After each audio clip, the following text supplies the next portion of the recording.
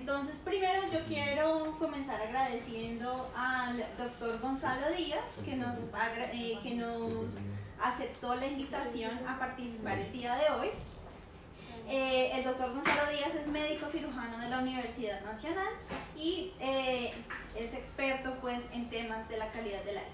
También quiero agradecerle a Diego Parra, que es biólogo de la Universidad de los Andes y docente, también experto en temas de la calidad del aire. Y pues bueno, aparte de eso también quiero saludar a Ángela Henao, que está conectada, acompañándonos, que Ángela es una de nuestras colaboradoras más activas que tenemos. Entonces, un saludo para ella. Muchas gracias por estarnos acompañando, Ángela. Bueno, entonces, a lo que vinimos vamos, ¿cierto? Bueno, el tema que nos convocó el día de hoy fue la calidad del aire en Bogotá, ¿sí? Entonces, lo que a mí me gustaría que comenzáramos hablando es más o menos que mostráramos cómo está el estado de la calidad del aire en Bogotá. Entonces, comparando la calidad del aire en Bogotá con otras ciudades, si pudiéramos hablar un poco de lo que recomienda la Organización Mundial de la Salud, ¿sí? Pues para que las personas que nos están viendo y las que nos van a ver más tarde sepan más o menos cuál es el estado actual de la ciudad y por qué, bueno, y vamos a ir hablando de por qué es un problema. Entonces, ¿quién quiere comenzar? ¿Te emocionas tú o me emociono yo? ¿Cuál de los dos nos? Déjame decirlo de la falsedad de las mediciones porque toca comenzar por ahí. ¿Qué pasa? Hay tres formas de medir la calidad del aire. Una la tiene la Secretaría de Ambiente, que nos está dando falsos valores desde septiembre del 2016. Otro, la que nos dicen nuestros narices, que todos nos sentimos mal. Y otro, lo que yo estaba midiendo hace años y con Diego hemos visto desde hace mucho tiempo. ¿Qué pasa para comparar con otras ciudades? Que en todo el mundo se basan en las mediciones oficiales de cada ciudad y las mediciones oficiales de esta ciudad son falsas.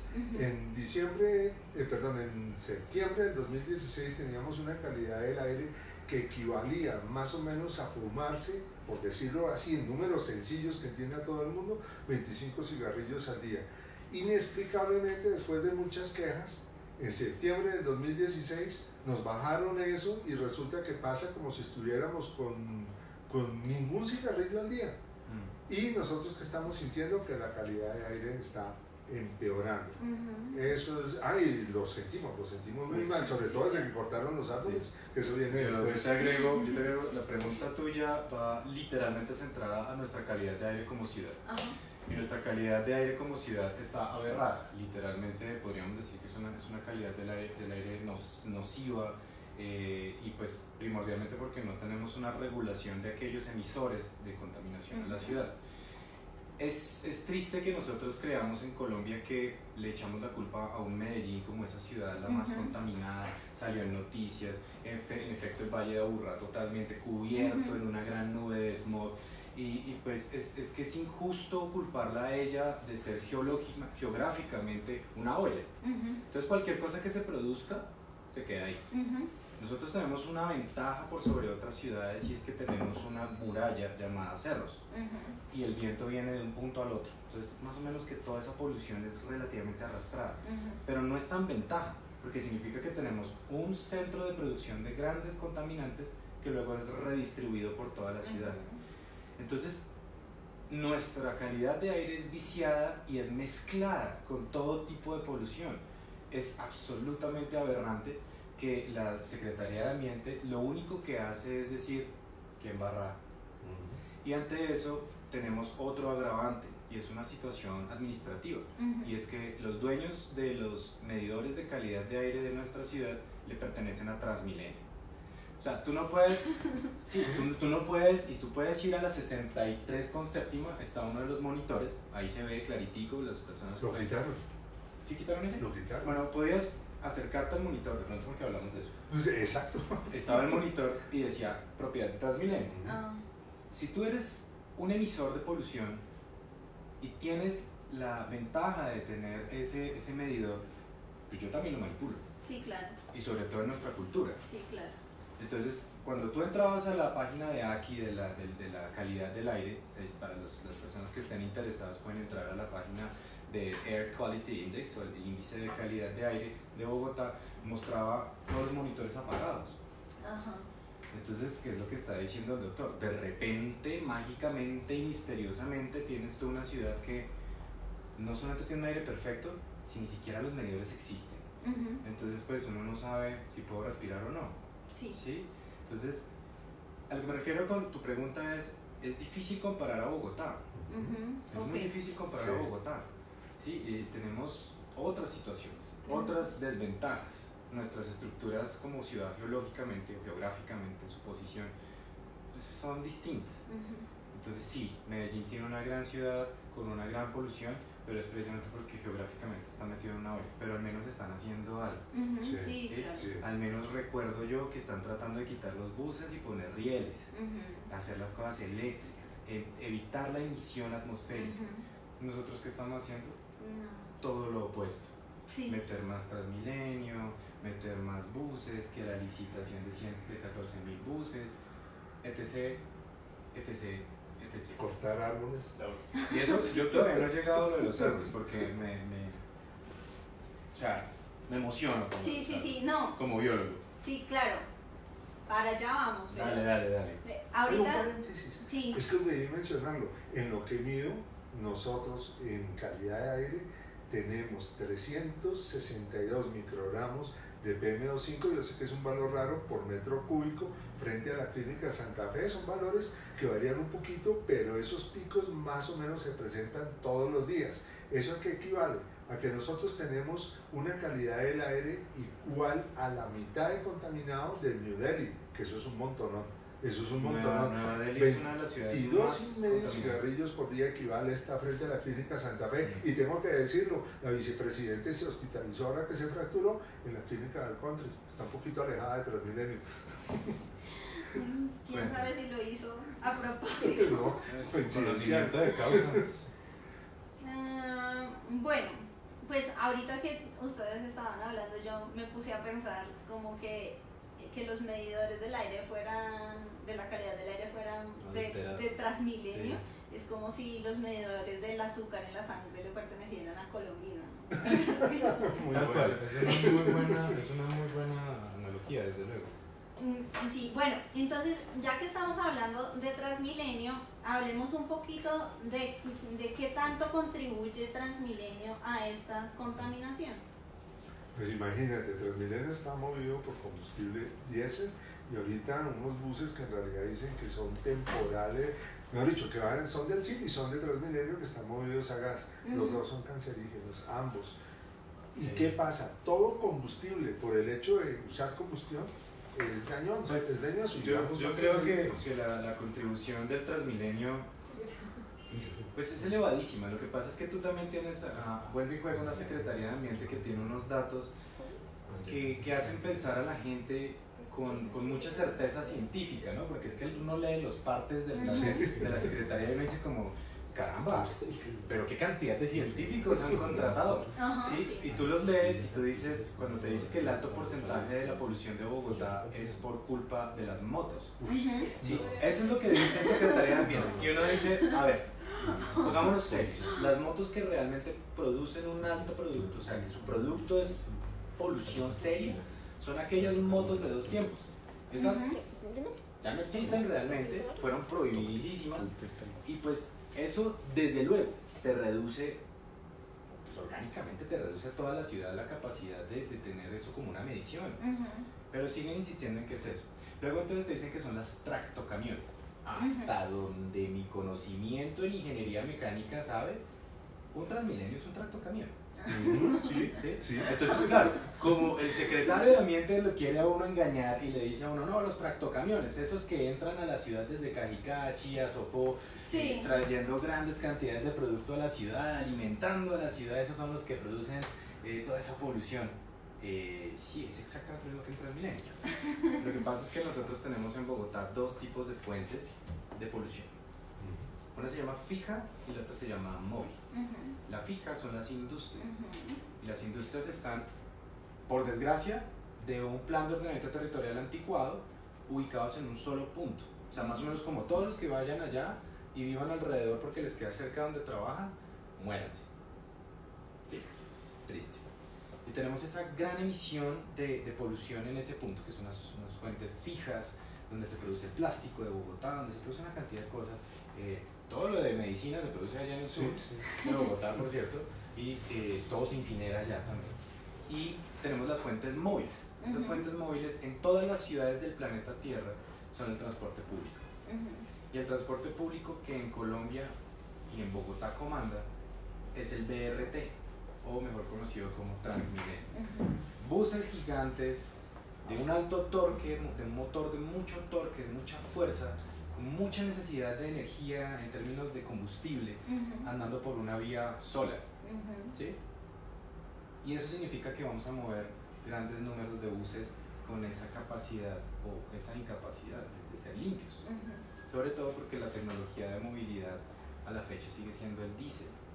¿Sí? Pues para Bogotá, ¿no? Porque nuestro alcalde considera ciegamente que no puede mover nada si no es con diésel. Yo creo que taló los árboles con diésel. Sí. Pero el punto es que tú tienes estas fuentes móviles, desde luego, obviamente, no es 100% Transmilenio.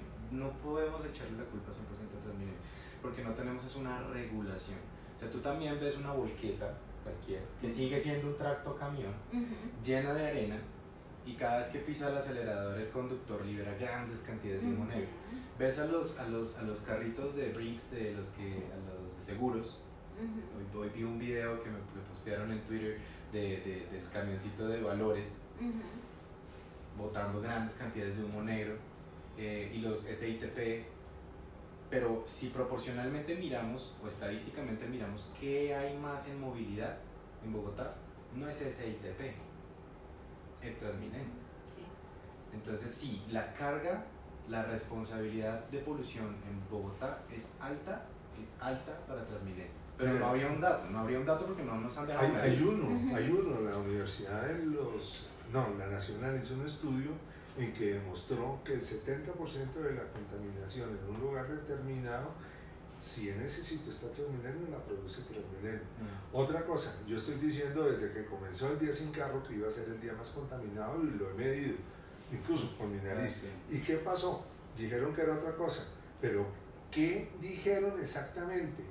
La Universidad de los Andes hizo un estudio que demostró, esta vez sí, con cifras, que el día más contaminado del año fue el día sin carro, y ese día no hubo motos tampoco, entonces las motos no tienen la culpa. Otra, lo que decía Diego de las industrias, el problema es mucho más grave. A partir de unos análisis que hicimos hace ya entre unos meses, encontramos que la mayor contaminación está producida no solo por lo que hacen las fábricas, sino por lo que están utilizando para mover las calderas, que está el diésel, está el carbón, está la leña, está el aceite, están productos de desecho, y esto es muy importante. En un momento dado ustedes van a sentir aquí en Bogotá un olor extraño, se van a sentir con conjuntivitis, tos, dolor de cabeza, mareados, incluso les puede dar mucho sueño, es porque están haciendo combustión de sustancias prohibidas. Y otra también, no solo son lo que llamaba Diego tractocamiones, tiene toda la razón, esos Transmilenios son tractocamiones, pero esto es muy importante, quieren meternos diésel, Euro 6, eso es absurdo. Eso, mire, el diésel es absurdamente cancerígeno, Euro 6 o 2. El hecho que quiero hacerle claridad, digamos, a la audiencia, que ustedes muy amables nos han permitido, es que tengamos muy claro que la movilidad en Bogotá sí puede cambiar, sí se puede mejorar. O sea, esto es una cuestión de voluntad netamente política, ¿sí? Pero el hecho de que a uno le digan las tecnologías por las cuales el motor está construido, realmente es una situación de Europa. Europa puso unos parámetros y les dijo no puede producir tantas partículas de carbono o de lo que sea una vez que haga combustión del diésel. ¿Listo? Ok, claro, vale. Y conforme fue pasando el tiempo eran más estrictos allá en Europa y pasaron del Euro 3, Euro 4, Euro 5, ¿sí? Y nosotros ahorita prohibieron el Euro 5 en Europa. ¿Sí? Ya el Euro 5 no se puede andar y están moviéndose con Euro 6, una tecnología digamos más reciente, pero es que Europa firmó el COP21, o sea, firmó el Tratado de París de tal manera que dijeron, no, es que para el 2025 nosotros ya chavo con el diésel, ¿sí? Y ellos todavía se están moviendo con diésel en Euro 6. Y entonces, ¿cuál fue la licitación reciente de Transmilenio? No, 14.000 buses Euro 5 prohibidos en Europa. ¿Sí? Entonces, el punto no es que nos traigan. A mí no me van a contentar con que me traigan buses Euro 6. Sí, porque, más bien porque nosotros no hacemos un pacto, Colombia, que nosotros firmamos el COP21. O sea, yo no veo dónde lo estamos ratificando. Una cosa es firmarlo, otra cosa es ratificarlo, que es cuando uno empieza a mostrar voluntad. Sí, claro. Y empieza a mostrar cosas. Y una de las cosas que uno puede perfectamente hacer es decir, listo, nos despedimos del diésel del 2025 al 2030 porque estamos quedados. ¿Qué haces con la movilidad en Bogotá? Sí, exacto, es que... ¿Qué haces con la movilidad en Cartagena? ¿Qué haces con la movilidad en Bucaramanga? O sea, todas estas ciudades que tienen BRT que les vendió el ITDP, quien es dueño o accionista Peñalosa, ¿qué haces tú con eso? O sea, ¿cómo de la noche a la mañana o en 30 años o en 10 años tú transformas una ciudad 100% movida en buses a otro mecanismo? Nos va a salir muy caro. Eso ténganlo claro, yo ya lo he dicho en anteriores emisiones con Gonzalo, teníamos la ciudad que merecemos sale muy cara. Eso es lo que tenemos que tener. ¿Por qué? Porque la embarramos. Ya la embarramos. Como cuando uno le toca resarcirse y le toca decir como, ni modo. Para hacer la ciudad que necesitamos, toca hacerla con digamos, las situaciones de movilidad férreas bajo tierra, para dejar verde en superficie, para bajar la temperatura de la ciudad, para que no refleje tanto la luz en el pavimento. La gente que considera que tener Transmilenio cerca de la casa es una bendición, ¿sí? Pues les va a sacar cuenta de cobro pulmonarmente en un momento, neuronalmente, en fin, ¿sí? Maravilloso que lleguen temprano al trabajo. Y si viven en ciertas zonas de Bogotá, no llegan temprano por más de que tengan el Transmilenio porque se llenan. El sistema es caduco. Sí, es caduco. Sí. Si nos sentamos a hablar del Transmilenio como tal, o sea, como estructura, como su movilidad, es caduco. Es un sistema que tenemos que modernizar, que cambiar. Yo el mensaje que le mandaría al mismísimo Peñalosa es como, pues, si se las da el inventor del dispositivo, pues, no sé, modernícelo, invéntelo, reinvéntelo, póngale catenarias. Pero es que hicieron algo muy ilógico. Ahora, con tanta protesta que ha habido con lo del diésel cancerígeno, quieren traer buses a gas. Tenemos estudios, y no solo de la India, donde los pueden hacer muy bien, porque allá tienen buses a gas, sino de California. Tengo unos estudios que nos muestran que el gas tiene mucho más efecto mutagénico y produce muchos más compuestos volátiles orgánicos que el mismo diésel. Pues es que tiene sentido. O sea, tiene sentido. O sea, si tú tienes un fluido que explota y produce todos los efectos que es el diésel, pues si viene en gas es más fácil. Claro. Sí, claro. Es que es una y cuestión. Bogotá es más alto, pero... es de sentido común para la gente. O sea, si viene gaseoso, pues es más permeable, es más fácil de que salga. Sí, claro. ¿Sí? O sea, si ya viene en gas, y ya viene produce más nanopartículas. Claro, por eso. Eso es mucho más. No sé, estamos en una situación muy complicada. El único transporte que sirve aquí es eléctrico, y lo mejor sería metro y subterráneo. Pero yo le hago la pregunta a mis estudiantes de que si yo tengo un carro eléctrico, ¿dónde es menos contaminante? ¿Acá en Colombia o en Estados Unidos? Y pues ellos quedan con la pregunta como, pero pues si es eléctrico es súper ecológico. Y yo les dije, ¿de dónde viene la energía en Estados Unidos y de dónde viene la energía nuestra? Entonces la de ellos, no, si la de ellos es nuclear, es súper contaminante, y la nuestra pues es de hidroeléctrica, es que es más pasiva. Más limpia, sí, es más pasiva. Entonces, no, entonces la nuestra. Bueno, entonces ¿dónde conviene más tener un metro eléctrico? Sí, en Colombia. ¿Dónde conviene tener que cambiar todo el sistema de transporte público eléctrico? Pues acá. Eso es una buena. Bueno. Entonces, así como resumiendo, tenemos dos problemas, pues el que estamos conversando hoy, que es el de la calidad del aire, y el otro es el de la movilidad. Yo pensé que Miguel Uribe Turba y Transmilenio no soluciona ninguno de los dos. No, es una tristeza, ¿no? Bueno, otra pregunta que también pues surge, que tú estabas mencionando hace un rato, era sobre la Fundación Santa Fe.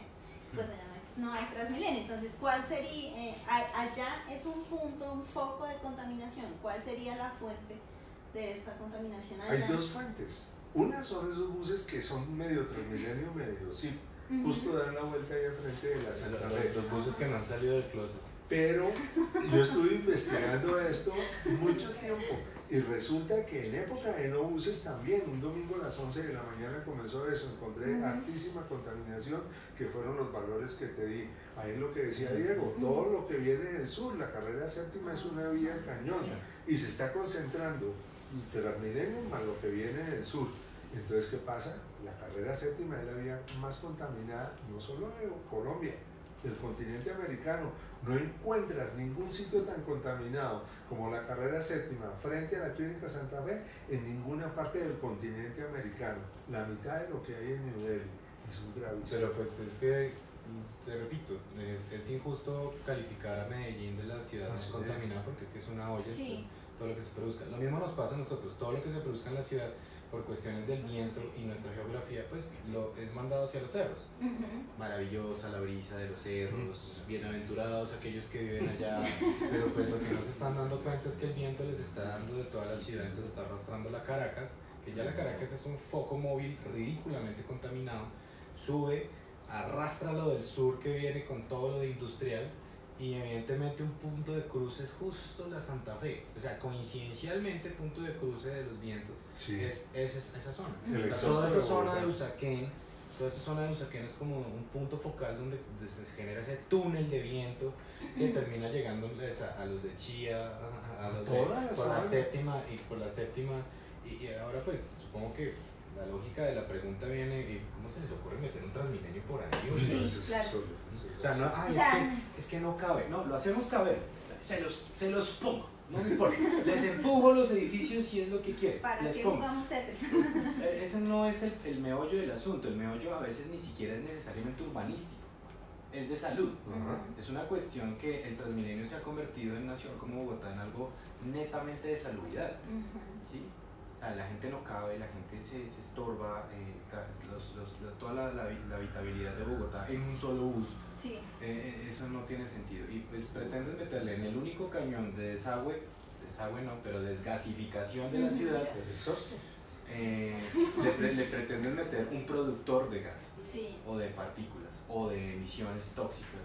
Pues yo lo considero eso como un ataque literal y de frente a mi vida. ¿Sí? Ay, que es que sale más barato y hace lo mismo que un metro. Pues no, o sea, creo que está demostradísimo. Claramente que no. Ay, que es como dice Miguel Uribe Turbay, él dice como, es que es la renovación de la séptima. Y aquellos, y es la renovación de la séptima. Pero renovarlo sí necesitamos renovarlo. Yo no estoy en desacuerdo con que la séptima tiene que ser relograda, traída al siglo XXI. Pero el siglo XXI tiene trenes. Sí, y metros, y tiene carros eléctricos. Es decir, a mí me aturde un poco, ¿sí? Me aturde que pues personas que se consideran a sí mismos grandes titulados de grandes universidades o no, terminen gobernándonos y dirigiéndonos, diciéndonos como yo tengo un título en X cosa de urbanismo, un tal Bocarejo, y sé que el Transmilenio es lo mejor. Y resulta que todos los estudios dicen lo contrario. O sea, hay estudios que demuestran científicamente, con análisis y datos congruentes, que el BRT es una gran ayuda para ciudades pequeñas, que no superan los 4 millones de habitantes, que es una ayuda de intersección, que evidentemente con el tiempo desaparecerá, o sea, caducará en algún futuro. Y más por diésel, diésel no se puede usar. De hecho, pues ya que dices que funciona bien para ciudades pequeñas, yo tengo el ejemplo palpable, ¿sí? Porque en Curitiba, que fue donde nació, pues yo vivía allá 6 años. Maravilloso. Allá funciona muy bien, y a pesar de eso, que es una ciudad de 3 millones de habitantes más o menos, y a pesar de que funciona muy bien, ellos reclaman. Y yo les digo, no, ustedes no saben es nada. No tienen ni idea que es. Pero además de eso, la población reclama del metro, a pesar de que primero la ciudad está muy bien planeada. Ya está licitado, ¿no? Ya están empezando obras en el Curitiba para reemplazar el BRT hasta donde me acuerdo el año pasado. Sí, pero entonces eso también fue una pelea de la población. Claro. Pero entonces, o sea, lo que tú mencionas de que es totalmente caduco, porque allá funciona bien, es una ciudad muy bien planeada, lo que no sucede con Bogotá, y es de 3 millones de habitantes, y a pesar de todo eso, entonces imagínense si allá reclaman de un metro, ¿cómo no vamos a reclamar acá en Bogotá de un metro? Pero por supuesto. Y es que Transmilenio, haya o no haya estudios, por lo que está sucediendo en Bogotá, se sabe que no sirve. Es un sistema absurdo, obsoleto, costoso y que se autodestruye. Sí. Y fuera de eso utilizamos buses movidos a gas, con diésel y de las peores marcas que son Scania y Volvo. Sí. Pues lo que pasa es que son los únicos. Es que son los únicos que se atreven a hacer esos buses. Yo siempre he tenido una frase que me ayuda mucho para entender esto. O sea, si tú eres vendedor de chanclas, o sea, yo vendo chanclas, ¿listo? Yo quiero que tú uses chanclas, ¿vale? Tú vas a usar chanclas. Y ahora yo gobierno la ciudad. Lo último que querría yo es que tú te montes en sandalias. Yo no quiero que te montes en sandalias. Te voy a vender chanclas así me cueste mi puesto político.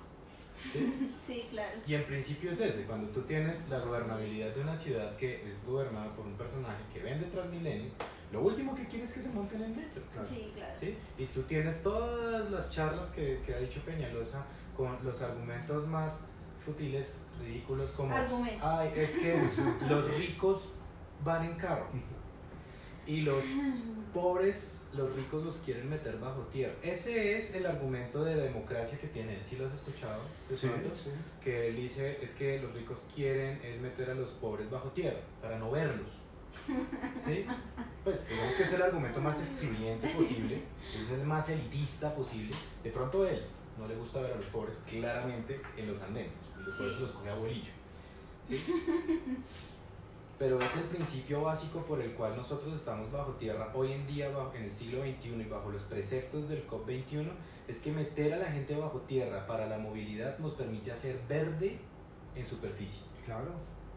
No es para ocultar a nadie, es para permitirnos superficie para bajar la temperatura, para hacer edificios, para la habitabilidad y no expandirnos. Es que cuando uno entiende la idea del COP21, no lo que dice el COP21, porque ahí no dice nada. Uno coge y lee el COP21 y pues no dice nada. Es cuando uno ve las charlas del COP21 que le sugieren a las ciudades hacer exactamente lo que Bogotá no está haciendo. Oye, algo en los argumentos de Peñalosa, yo voy a decirlo como médico.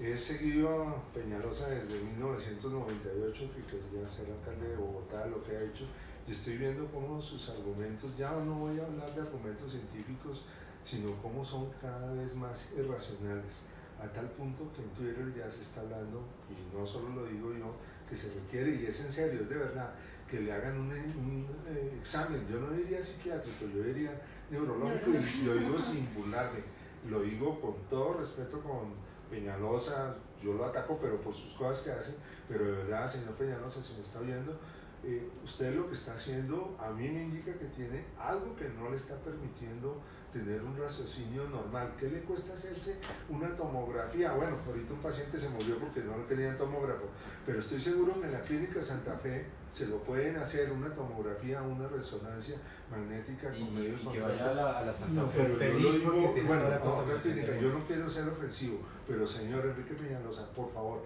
haga eso no solo por Bogotá, por su salud, porque lo que está haciendo con la tala de árboles, con la salud de la gente, con la educación, con la seguridad, con el ambiente de Bogotá, con el aire, no es lógico, de verdad Sí, que eso ahora, sobrepasó límites. ahora yo también, sí, estoy de acuerdo y no podríamos decir como, es que Peñalosa, es que los anteriores alcaldes entonces no hicieron nada, y está lo típico de los 12 años, ¿no? Este es el argumento de los famosos 12 años de izquierda. Ajá, sí. ¿Sí?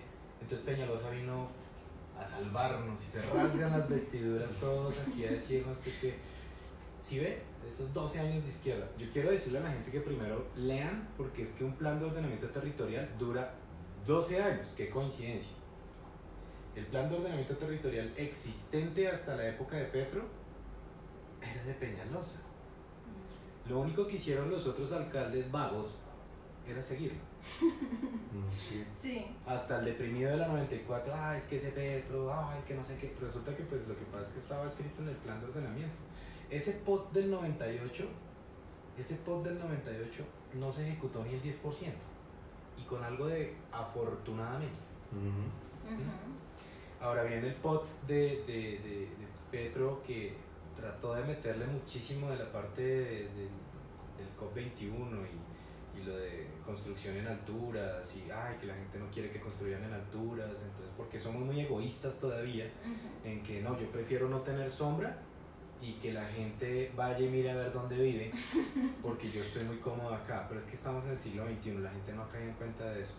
Y trató de meterle eso, la redensificación del centro y todo. La gente no lo entendió y pues digamos, se quita ese POT. Estamos en un limbo ahorita, sin POT. Seguimos sin POT, pero por especulación los constructores están utilizando el POT del 98. Claro. Y por eso es que están construyendo como si hubiera un mañana, pero les tienen un límite. El POT del 98 impide edificios de más de 5, 6 pisos, depende de la zona. Eso significa que nos toca densificarnos hacia afuera. Ese POT del 98 fue el que a nosotros como bogotanos nos volvió excluyentes, y el centro lo abandonamos. El centro dejó de ser habitable. Claro. Sí. Y todos nos fuimos para Suba, para Kennedy, para todos los bordes. Para todos los bordes de Bogotá, y generamos invasiones que nos iban ensanchando la ciudad. Pues ese es el POT de Peñalosa. Bueno, ya que hablas del POT, entonces, ¿cómo ese POT ha afectado? Hemos hablado un poquito de cómo ha afectado pues, a la habitabilidad, de lo que pasó con el centro, pero ¿cómo ese POT ha contribuido a que se empeore la calidad del aire o a que se mejore? O ¿cómo ha incidido en la calidad del aire? ¿Y cómo debería ser un POT? Pues, un posible POT. Pues mira, el POT, ¿cómo debería ser un POT? Eso yo creo que no se puede hacer esa pregunta, porque creo que ninguna ciudad lo tiene, el POT perfecto. No se puede hacer Un POT perfecto no existe, y el punto está en que el POT en habitabilidad lo que está haciendo es mandarnos para afuera. Yo tengo un gran amigo que es una persona, un urbanista genial, que trabajó estos análisis de planes de ordenamiento territorial con su doctorado por fuera, y hizo un estudio sobre Bogotá y sobre sus problemáticas y sobre la parte social, y bueno, en fin, es una serie muy compleja. Bogotá es muy complejo. Sí, claro. Es muy complejo, porque nosotros nos estratificamos desde tiempos inmemoriales. O sea, nosotros nos estratificamos, y el estrato 4 no se puede juntar con el 5 y guácala, ¿sí? Y eso es terrible. Sí. ¿Sí? Digamos que contribuye en la calidad del aire es porque el POT originalmente contemplaba 480 kilómetros de Transmilenio, que logramos hacer 180, y yo digo a estas alturas afortunadamente. Yo digo, donde los otros alcaldes de izquierda hubiesen sido un poquito más eficientes en la construcción o en la licitación del Transmilenio, en este momento tendríamos una calidad del aire sencillamente imposible. ¿Sí? Claro. Y la gente puede seguir a Daniel Bernal, que lo conoces. Daniel Bernal pues es un personaje que es muy cercano a nosotros en términos de la ayuda, de la medición de la calidad del aire en Transmilenio y fuera de Transmilenio, con sus propios medidores muy bien calibrados. Ha hecho una labor maravillosa científicamente, y ha demostrado cosas que estamos de acuerdo, como cosas que pues, a veces nos distanciamos un poco, pero creo que es lo válido de la ciencia. Claro. Pero todo demostrado, y estos planes de ordenamiento territorial son absolutamente complejos. O sea, si tú me pusieras a mí a hacer un plan de desarrollo ciudadano, lo primero que haría es, se desmonta Transmilenio mañana, y no me importa, y eso no debe ser así tampoco, ¿no? Y sí, la gente no tiene cómo moverse, no me interesa, pero yo no quiero más polución. Es que hay un problema con el POT. En Bogotá no se puede hacer un POT así nomás, ni siquiera es posible hacerlo. ¿Por qué? Porque tenemos una cantidad de población que está creciendo en 1.500 kilómetros cuadrados, que no tiene metro, que sabemos que el viento viene de sur a norte y que las fábricas están en el sur. Sabiendo eso, sabemos que no podemos crecer hacia el norte porque el viento nos está llevando toda la contaminación. Sí, y ahí está el detalle. ¿Dónde está la reserva de Anderham? Esa es la otra, la reserva. Pues si tú pretendes decirle a la gente, tranquilos, no se preocupen, toda la polución la van a respirar justo en la reserva de Andrés Jaime, tranquilos. Mira, hay una gráfica satelital que a mí me mandaron en el 2016 y si tú ves es como una Y donde está la zona industrial y se comienza a abrir la zona contaminada. Saben exactamente qué está permitiendo que no se contamine tanto esa parte, ese triangulito que está casi sin contaminación, la reserva Thomas van der Hamen y muchos humedales. Incluso el humedal que están ahorita destruyendo, porque lo están destruyendo desde el Salitre, es el colmo de esa parte, la quitan y mira la contaminación tan grande que se van a ganar al norte, lo que están construyendo se les va a desvalorizar, lo mismo que se desvalorizó la séptima. Y el punto también es de mentalidad, para eso creo que todos es claro que para nosotros mundanamente, o sea, para todos, un humedal era un charco, ¿sí? Porque para nuestros papás, para nuestros abuelos, pues un humedal era un charco. Sí. Y luego se convirtió en una escombrera. Sí. Y tú llenabas eso de escombros, ¿para qué sirve? Sí. Eso no es nada. Y terminas el escombro convirtiéndolo en un sustrato para edificar. Que fue, por ejemplo, el humedal Córdoba. ¿Sí? Que fue en el anterior POT, donde se construyen todos esos grandes edificios de la habitabilidad ahí de Suba, de la avenida Suba con Transmilenio, y que quedó dividido. La avenida Suba parte el humedal y está conectado por un caño. Esa año se convirtió en un caño, un reposo de agua. No tiene ciclo. Es muy difícil darle a la ciudad lo que realmente necesita en un plan de ordenamiento territorial y sobre todo por la mentalidad arcaica y primitiva que todavía tenemos. Cuando a ti te dicen, Londres intentó hacer esto, Londres tiene el Támesis y tenía gente pobre a un lado, gente rica al otro. O sea, te atracaban en un lado o no. ¿Sí? Y uno de los alcaldes de Londres trata de hacer muy parecido a lo que el POT de Petro sucedió, pero aquí la gente no lo entendió. Y era voy a poner una edificación muy costosa en el lado pobre y una edificación muy pobre en el lado rico. Y voy a tratar de eliminar los estratos. Vamos con el tiempo. ¿Sí? Hoy en día es así. Hoy en día tú vas a los dos lados del Támesis y consigues tanto edificios maravillosos como normales, baratos, que es lo que aquí en Colombia llamamos vivienda de interés social, ¿sí? Al lado de edificios de 1.000 millones de pesos. ¿Sí? No se trabajó muy bien, la cuestión de la comunicación aquí todavía no ha sido muy hábil y la continuación no se dio. Sí. Y esa vaina ayuda muchísimo también para darte sectores en movilidades cortas. Si tú reduces las movilidades, si tú reduces las distancias, si tú no necesitas ir del centro o de Bosa a la 170 en Transmilenio por 2 horas, pues te ahorras un montón de contaminación. Sí, y además pues... Porque yo no creo que vayamos a quitar el diésel de la noche a la mañana, no lo creo. Claro. ¿Sí? Pero sí podemos hacer una orden de territorio de tal manera que tengamos son sectores ciudadanos, son sectores de ciudad, son sectores congregados y además con construcciones en altura que le permitieran a uno tener parques, que le tengan a uno, y que uno no necesariamente tenga que ir tan lejos. Más o menos lo que se ve en lo que es la Universidad de los Andes, ¿sí? Pues no me necesito mover, yo estoy acá, no tengo que tomar Transmilenio para estar atiborrado en la estación de universidades. ¿Sí? Sí. ¿Por qué? Yo me quedo acá más bien, ay, que me sale más caro, pero vivo mejor. Sí. Entonces la gente empieza a tener esas proyecciones de vida y también ayuda un poco a la seguridad, te ordena ciudadanamente.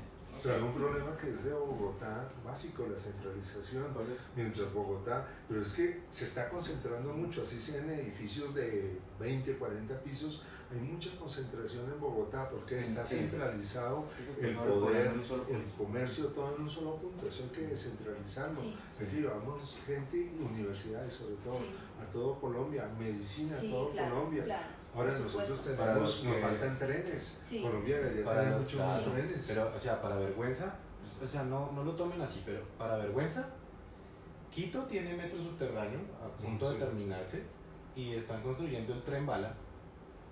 Un tren bala de alta velocidad, como si fuera Japón, aquí en Ecuador, como para que nos dé un poco de vergüenza. O sea, eso creo que el mensaje con eso se puede hacer en América Latina. Claro. Si no es que eso es por allá solamente, de Japón no se puede. Exacto, y es que la gente sigue insistiendo en la izquierda y la derecha, o sea, a mí me aturde eso porque es que no existe tal. Sí, bueno, esa era una cosa que pues yo quería como comentar.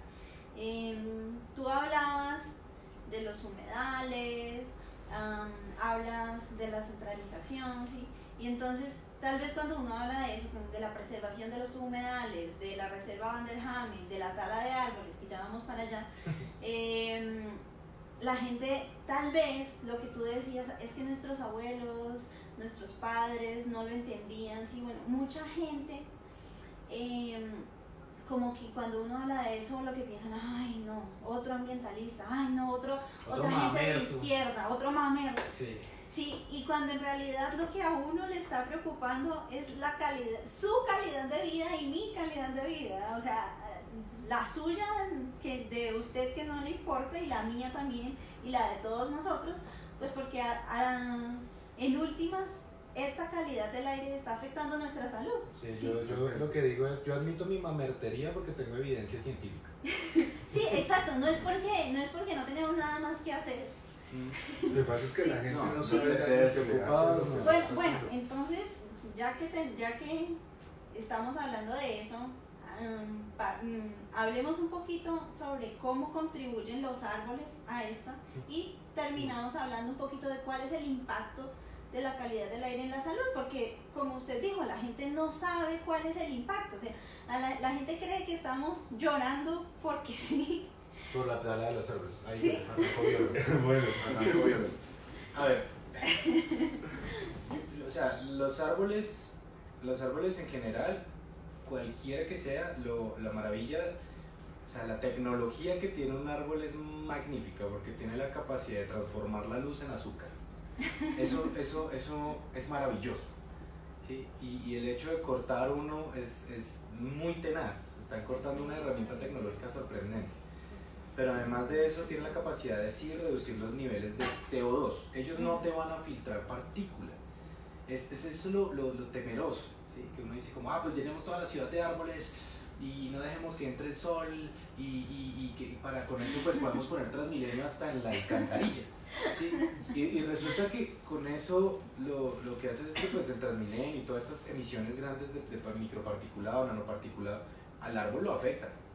Sí, claro. O sea, el árbol se ve afectado por eso.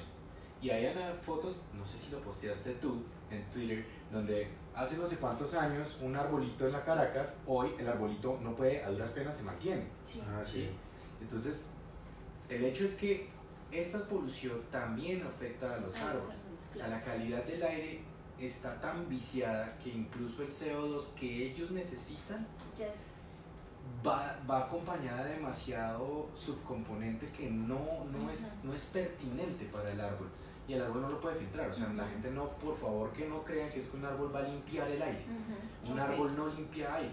Solo de dióxido de carbono. Un árbol lo que hace es reduce la cantidad de dióxido de carbono para producirte un tanto de oxígeno. Es una cuota. Sí, es una cuota.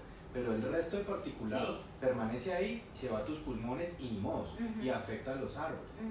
Ahora, la tala de los árboles desde luego afecta. Sobre todo seleccionar una replantación de árboles equivocada. Sí. ¿Sí? Nosotros tenemos aquí una situación de árboles nativos importantes, nosotros tenemos maravillosos árboles con los que se puede replantar de necesitarse, pero la situación más actual ha sido lo de la tala de la alcaldía, que ha sido muy dolorosa, sobre todo a la hora que empezó, ¿sí? Como si estuvieran ocultando algo, y luego el jardín botánico a responder absurdeces porque me respondieron ridiculeces.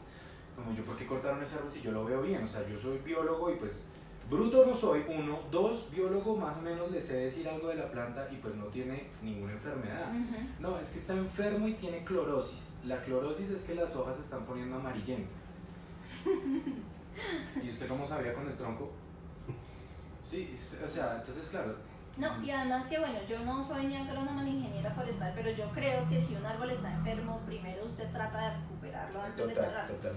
Yo creo la gente que ha tenido la oportunidad de viajar como Peñalosa, de pronto podrían ver que en otros países lo que hacen las tratas clínicas de los árboles son importantes. Claro, es importante. Y es algo que se puede hacer y se debe hacer. Es importante. Con cualquier planta, claro, pues, o sea, con cualquier ser vivo, de ponerles sueros para xilema, para que se recupere, de meterles grandes cantidades de cloro, pues, para que las hojas no pierdan su color, y si ya definitivamente la cosa falló después de años, porque estos tratamientos duran años, bueno, sí, saquémoslo, hay que sacarlo, ¿sí? O árboles que ya definitivamente uno los ve que están recostados contra un edificio, pues hay que hacerles algo. Sí, obviamente este tipo de cosas, pero los que cortaron yo no vi ninguno que realmente tuviera una incidencia nociva sobre la ciudad.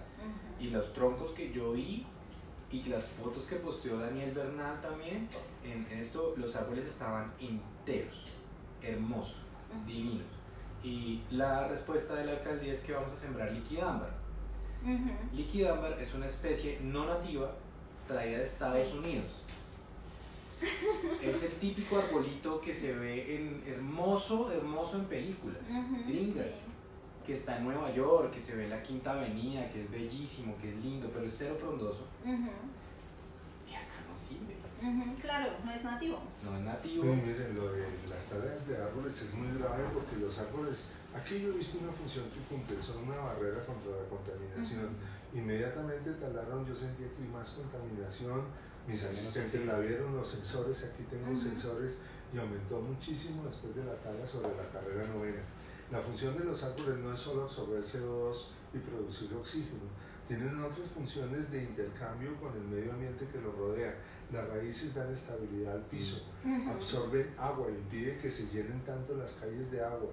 Fuera de eso, tienen unos microambientes que la gente desconoce mucho. Dentro de esos árboles hay nidos de aves. Yo he visto aquí en Santana ardillas. Uno ve insectos. Los insectos ayudan a la alimentación de las aves.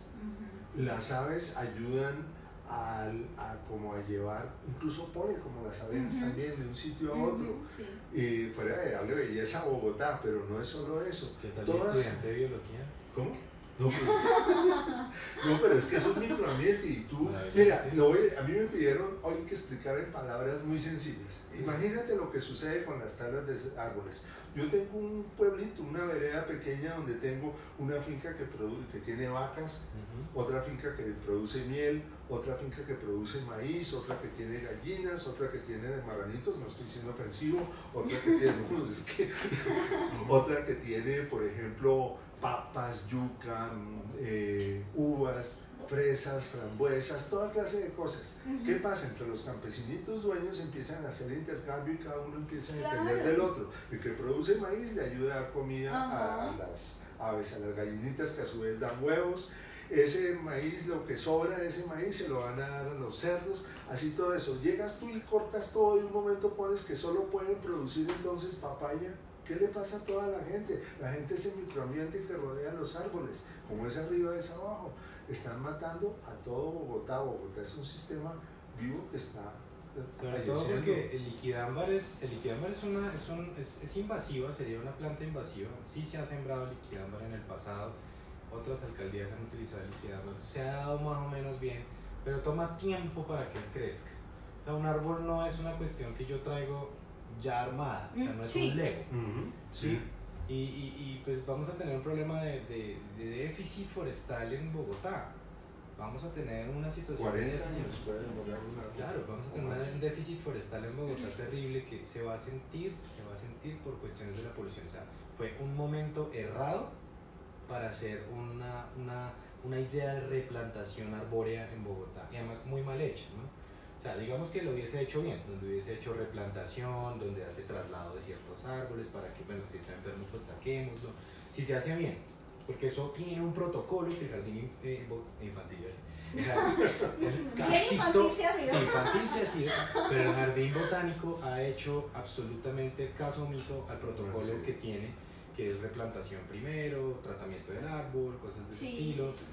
Lo que hicieron fue, no lo veo como mal, no me gusta, no parece un bonsai, puf, talento. Sí, no tiene la hoja tan verde, entonces. Sí, no, chao, pum, entonces debe estar enfermo. Bueno, y ese tal, y entonces luego el alcalde, como se siente asustado y amedrentado por ciertas comunicaciones como las nuestras, pues evidentemente llega y dice, no, es que vamos a hacer vamos a sembrar muchos árboles, 77.000 creo que van a traer, 77.000 árboles. Algo ¿no? así. Son 77.000 liquidámbar. Sí. Y liquidámbar y cedro, creo que es otro. O sea, el caso es que el tipo quiere es convertir a Bogotá como si fuera un jardín artificial. Sí. O sea, él no puede tener, teniendo nosotros Pino romerón, Retrophyllum rospiglossi es un nombre científico y es nuestro único pino nativo. Único en toda Latinoamérica. Único. ¿Y por qué no siembra ese? Es que no deberían imponerse a talarlos para sembrar, déjenlos ahí. Y siembre donde hacen falta. Vamos, Sí, tenemos claro. un déficit forestal, es seria la cosa. Sí. Es claramente una situación muy preocupante.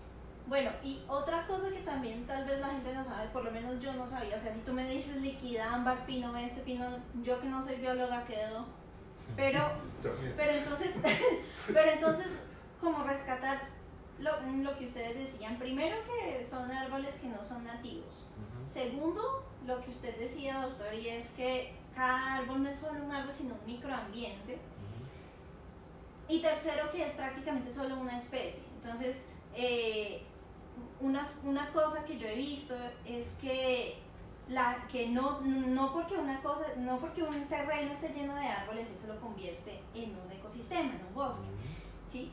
Si es todo de un mismo árbol y además que no es nativo, que no permite pues esa creación de ese microambiente, entonces en realidad puede estar ahí el árbol y se puede ver hasta bonito, pero no está cumpliendo la misma función biológica que un árbol nativo y que además variedad de especies. Me dijeron, creo que una de las respuestas fue como del eucalipto, es que era un eucalipto y eso seca el piso. Nosotros ya tuvimos una charla muy buena, que la pueden buscar en nuestra página con Ángela, ¿te acuerdas? Sí, con Ángela. Que era también ingeniera forestal, Castiblanco, que ella nos desmintió el hecho de que el eucalipto secara el piso. Como ingeniera forestal nos dijo, eso es mentira. Sí tiene una necesidad de agua importante, pero no les va a secar el piso porque tiene una adaptabilidad increíble. ¿Sí? Y nosotros tenemos todos los cerros llenos de eucalipto y no se nos han caído los cerros, no ha pasado nada. ¿Por qué? Porque tiene una adaptabilidad increíble. Entonces, si ya tenía el eucalipto, quieto, sí, no claro, lo mueva. ya se ha armado. No, es que ese eucalipto, me molesta el eucalipto, pero es que el pasado castiga feo. Y ahí es donde estaba ese Twitter del alcalde que decía, es que muchos árboles no permiten tomar el sol. Sí, no, por allá ese Twitter ese trino es como del 2012, no sé. Sí. En esa época, cuando salió pues el escándalo, yo me puse a chismosear y había varios así por el estilo. No, es que los árboles no dejan que en un parque vayan los obreros a jugar fútbol. Uy, sí.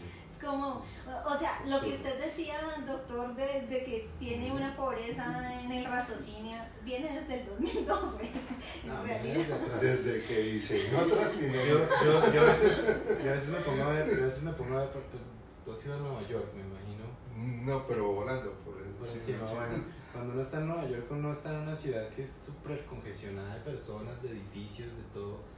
Tienen un equilibrio interesante, han tenido sus acertadas construcciones, sus acertadas situaciones de urbanismo y sus errores, claramente, pero están rodeados de un bosque magnífico. Sí.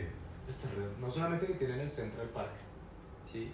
Sino tienen uno llega y colinda y los niños tienen a dónde ir a jugar. O sea, esas escenas de película norteamericana y europea donde el niño sale de la casa y los chinos tienen donde tener árboles, donde perderse, al menos, y que se haya una película al menos, nosotros no.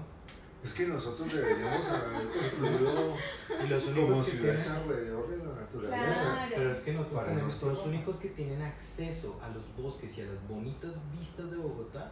Son las personas que viven en los cerros, que son los apoderados del suelo más costoso de Bogotá, que son los que protegen esta alcaldía. Sí. O sea, los que tienen muchísimo dinero. Y seguimos estratificando a la ciudad, seguimos separando a la ciudad. El pobre no tiene derecho a ver algo bonito, ¿sí? Sí. Pero les está saliendo el tiro por la culata porque está más contaminado Santana Oriental y la Santa Fe que San Cristóbal Sur, y lo he medido. Sí, obvio. Ahí se les disparó. Bueno, entonces yo voy a tomar un segundito para saludar a Mauricio de Aicardi y a Rocío del Pilar Cuasco Arropaín, que nos están asistiendo en este momento. Y quiero aprovechar el gancho que su merced acaba de mencionar de que les está saliendo el tiro por la culata, pues para que hablemos un poquito de cuáles son los efectos en la salud de esta contaminación, pues porque como lo mencionábamos antes, no es que, no es que estamos aquí llorando porque no tenemos nada mejor que hacer por la calidad del aire, o por los humedales, o por la reserva, o por los árboles, no, es porque de verdad eso va a afectar, es nocivo para usted, para mí, y pues para los que viven allá, que les está saliendo el tiro por la culata. Entonces, hablemos un poquito de eso, doctor. Los tuyos, los síntomas.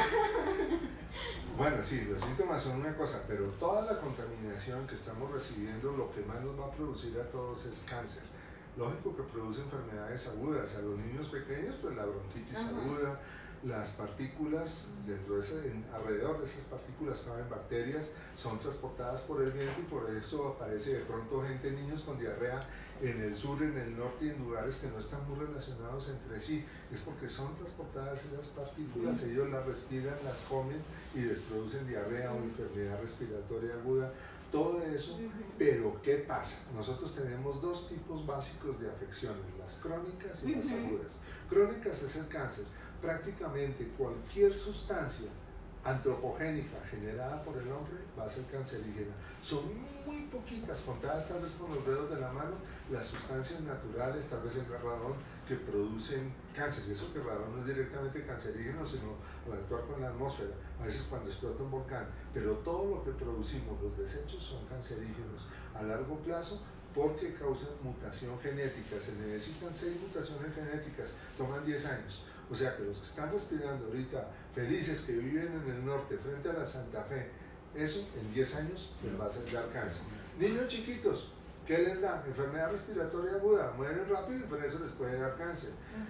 Aquí les puede dar cáncer de próstata.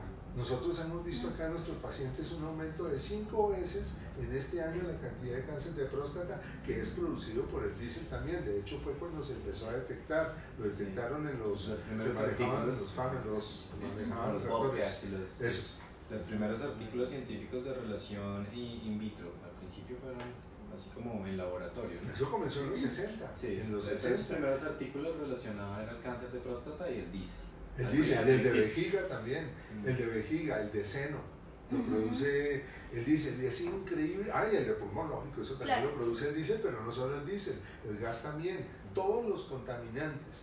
Y en los niños produce pues infecciones agudas, en las mujeres embarazadas. ¿Qué es lo que más produce? De todo. ¿Por qué? Y afecta al feto, porque tienen un metabolismo mayor, porque están alimentando a 2 personas, tienen que respirar por 2, comer por 2, respiran más rápido, se contaminan más rápido y tienen peores efectos. Mira, puede producir absolutamente todas las enfermedades. Síntomas, los comunes, los están sintiendo ahorita. Bueno, en este momento no hay tantos, según nuestro aparato. Sí, tal vez sabían que íbamos a hablar. No, en serio, tienen un plan de contaminación distrital. Yo tengo el horario opuesto. Mira, los días más contaminados son viernes por la noche y la contaminación comienza. Pico de diésel 5:30. Después a las 8:30 arranca el pico de polución industrial cuando comienzan a quemar sustancias prohibidas en el sur. Y tenemos máximo pico hasta las 2:30 de la mañana. ¿Ustedes cuando qué le dicen? La ciudad tiene ese horario es porque se les dice a las industrias como a esta hora no nos ven. No nos ven, písele. Métale el acelerador a producir todo lo que tiene que producir ahorita. Está todo el mundo rumbeando, entonces aproveche. Los domingos también a las 4:30 de la tarde, 5 comienza esa polución. Misa, entonces. Y tú miras, y pues estos son los medidores pues obviamente independientes. Daniel Bernal tiene uno y ahorita está trabajando con uno súper avanzado, ya no es el que construyó, sino es uno maravilloso que costó como no sé cuántos miles de dólares y confirma algunas cosas así. Y es realmente por eso, porque, y los medidores de la ciudad apagados. No, eso sí no funciona. Y cuando casualmente, ¿no? Cuando yo los veo apagados en la página, ¿sabes? Miro el Twitter de Gonzalo y Gonzalo dice, terrible polución, así que yo ahora todo tiene sentido. Sí. Y mira, no tenemos que tener aparatos para medirla, podemos saberlo. Sí. Ustedes cuando sienten un olor feo, contaminación, cuando sienten, bueno, suponiendo que no hay un Transmilenio, bueno, el Transmilenio no contamina, pero cosas importantes, dolor de cabeza, mareo, rinitis, conjuntivitis, tos, desmayos, fatiga, dolor en el pecho, y una muy peligrosa que está dando angor pectoris, angina de pecho. No sabemos qué sustancia es, necesitamos gente en todo Bogotá midiendo con sensores como los que tenía inicialmente Daniel, porque no hay que medir con aparatos que dicen certificado por el IDEAM. Eso es paja, ellos ni siquiera tienen certificación de nanopartículas ni gases, ellos están atrasados de noticias unos 10 años, es verdad. Tenemos que medir con nuestros pulmones, que eso nos dice pues primero. Precisamente lo que dices de los 10 años, cuando Peñalosa se salió a la audiencia a decir que el ambiente era polucionado por polvo, que creo que todos lo recordamos, él no estaba equivocado, Pues sí. él no estaba equivocado en su concepto o en su precepto científico, dado que su temática es de hace más de 20 años, cuando se medía el tamaño del polvo, que era PM10, PM10 sí. el tamaño del polvo, entonces evidentemente el alto contenido de la atmósfera era polvo. Ajá. En esa época. El nene estaba un poquito desactualizado Sí. y se le olvidó que hay micro, nano y Ujú. picopartículas. Y que son mucho más fáciles de absorber. Ah, mira, lo de los Permeables, gases. son permeables. Es que mira, hay partículas grandes, partículas medianas, pequeñas, nanopartículas y gases. Los gases tienen un comportamiento totalmente diferente. Tienen un movimiento que llaman browniano, que las moléculas van para todos lados. Cuando sopla viento, pues como el viento es más fuerte que el movimiento browniano, las acumula y hace que vayan derechas, pero se van metiendo por los huequitos de las ventanas y se acumulan dentro de los microambientes, por ejemplo aquí. Entonces, ¿qué hay que hacer en ese momento? Si te sientes mal que no puedes respirar, abre la ventana, pero entonces te entran las partículas, mejor dicho, estamos en la olla. Sí. Bueno, y además de cáncer y de enfermedades respiratorias, yo también estaba leyendo por ahí que la exposición crónica tiene efectos neuronales. No sé si su merced... Sí. Por eso creo que es que hay una persona que conocemos todos acá que debe dormir con un exhausto en la nariz. Ahí está la explicación. ¿Querías más explicación? Pero yo insisto, hace años que le hagan una tomografía. Ahí está la explicación. Él ¿verdad? mismo es un ejemplo ¿Tú lo de... estabas leyendo o lo estabas comentando? Porque es evidente, ¿no? Sí, es No, cierto. no, pero Sí, realmente hace poquito vi un estudio así como que la conclusión era que altos niveles de contaminación y exposición crónica tenía un efecto perjudicial para el coeficiente intelectual. Y además de eso también está asociado con enfermedades neurodegenerativas como Alzheimer y Parkinson. Sí, Lo que pasa, claro, todo este tipo de partículas que son permeables, o sea, que son mucho más pequeñas que el PM10 o que el polvo, pues, como son permeables, pues obviamente traspasan barreras, membranas. Son más fácilmente absorbibles. Claro, y además transportan sustancias que también son permeables, son transportadas por torrente sanguíneo y afectan, o su acumulación tiende a ser el sistema nervioso central, ¿sí? Es decir, el cerebro particularmente, y puede generarse sintomatologías secundarias como pérdida de memoria, como por ejemplo, o sea, cuando la persona no se siente ubicada. No, pero es que se ve más fácil. Por ejemplo, simplemente el óxido nitroso de los Transmilenio te produce sueño. Tú estás a veces a las 2 de la tarde, esa hora también prenden las fábricas, empiezan a quemar cosas y la gente se siente adormecida. Uno ve los sensores y están aumentando. Y en el cerebro han encontrado todos parqueamos en Transmilenio. ¿Sí? Sí, uno entra a Transmilenio, No, pues, yo uso también Transmilenio bastante, tristemente, pero yo ando con mi mascarita, ¿tú la has visto? Yo ando con mi mascarita y me la pongo y parezco un tipo raro que anda con máscara dentro de un Transmilenio, pero pues es que uno tiene un conocimiento de caos. No, máscara de carbón, la que compramos. Esa todavía la uso. Y pues incluso para caminar en la ciudad, sabiendo dónde hay ciertas zonas. Por ejemplo, en la Caracas yo me voy forrado la cara. ¿Sí? Y pues donde yo vivo, imagínate donde yo vivo, yo creo que me va a tocar dormir con la máscara. ¿En la novena? Yo en la novena con 116. No, sí, te afecta el cerebro. Han encontrado partículas, nanopartículas de hierro. De hecho, el hierro es el metal que más aparece en los filtros de aire de los carros. Y eso penetra por la nariz y llega muy fácilmente al cerebro a través de esta parte, ¿no? Y lo que tú decías, se acumula, o sea, no es una cuestión aguda, No es una cuestión de que me estoy sintiendo con sueño ahorita, estoy con pérdida de memoria ahorita, no, sino que se va acumulando y va generando estos problemas que se van quedando a largo plazo. Y los pulmones es peor. Y hacerle claridad a la gente, porque pues el hierro nosotros lo usamos en la sangre, obviamente es con lo que transportamos oxígeno, entonces ahí es bueno, pero pues el hierro solo como partícula independiente se puede acumular y producir problemas. Igual, la sal de mesa pues está hecha de sodio y de cloro, que el sodio es un metal explosivo y el cloro es un gas tóxico, pero pues igual está hecha de eso, ¿no? Entonces, sí, por separado son perjudiciales, juntos pues es la sal de mesa, que en exceso también es mala. Sí. Bueno, creo que estos eran los temas que queríamos cubrir el día de hoy. Muchísimas gracias a los dos. ¿Tienen algún comentario así de cierre, algún mensaje para la audiencia? No, creo que hemos cubierto en una entrevista muy amigable y muy amable lo que hemos venido hablando con mucho ahínco durante ya años. Llevamos espaciados un ratico de hacer estas transmisiones, pero sí ha sido muy chévere. No, y te doy las gracias por la invitación, porque tú sabes que esto que estamos diciendo normalmente está censurado en la prensa, ¿no? Ajá, claro. Esto es la única forma que tiene la gente de saber qué sucede. Bueno, y yo la verdad lo que sí quiero, pues este es un tema que podría durar mucho tiempo y que pues por lo que entiendo ustedes han venido tratando desde hace rato también. Entonces pues invitar a los que están viendo el video y a los que lo vean en el futuro a que revisen el material que ustedes ya han preparado y pues también que lo sigan ustedes en las redes sociales para estar informados. Tu Twitter es @tioparra, @polucionbogotá. @polucionbogotá. Damos alertas de posibles desastres ambientales que habremos estado 2 veces en Bogotá, punto. Si siguen @polucionbogotá, nosotros damos reportes de horas de máxima contaminación y qué está sucediendo. Incluso eviten cirugías cuando hay horas de complicación.